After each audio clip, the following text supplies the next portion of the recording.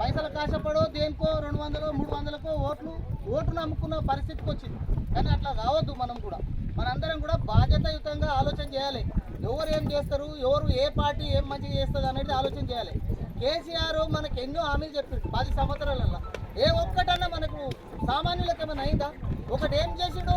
రైతు బంధు ఒకటి చెప్పిండు. రైతు బంధు ఒకటి, మన కళ్యాణ లక్ష్మి ఒకటి చెప్పిండు. కళ్యాణ లక్ష్మి, రైతు బంధు ఇచ్చుకుంటూ మనకు వచ్చే సబ్సిడీలు మనకు గతంలో కాంగ్రెస్ ప్రభుత్వానికి ట్రాక్టర్లు ఇంప్లిమెంట్స్ దొరుకుతుండే. ట్రాక్టర్లు కానీ డ్రిప్, మనం ఏమైనా హార్టికల్చర్ ఏ కూరగాయల పంటలు పెట్టుకున్నా చిన్న పైప్ లైన్ దొరుకుతుండే. 10,000 కడితే ₹1,00,000 మెటీరియల్ ఇస్తూ అవన్నీ బంద్ చేసిండు. రైతు బంధు ఒకటి మనకు అది ఒక్కటే ఇచ్చి మనం సర్వనాశనం చేసిండు. ఒట్టిగా కాదు, ఇప్పుడు కోలుకోలేని పరిస్థితి, కోలుకోలేకుండా చేసిండు. ఒక్కటే మీకు దయచేసి చెప్తున్నాం ఏంటంటే, ఇప్పుడు కాంగ్రెస్ ప్రభుత్వం సెంట్రల్లో ఉన్నది. ఇండ్లు ఇస్తామని చెప్పిండు కేసీఆర్, ఇండ్లు ఇవ్వలేడు. అది మన బోర్డు భూములకు పట్టా సర్టిఫికెట్లు అన్నారు. పట్టా కాదు, మనము గతంలో కాంగ్రెస్ ప్రభుత్వం ఉన్నప్పుడు మనకు లోన్లు వచ్చినాయి. ఏది పరపో భూముల మీద. కానీ ఇప్పుడు వస్తున్నాయి మనకు పరపో భూముల మీద అన్ని కడిగేసి పడేసారు. ఇప్పుడు ఆల్గిట గెలిస్తే ఈ భూములు కూడా పోవు ఆయన.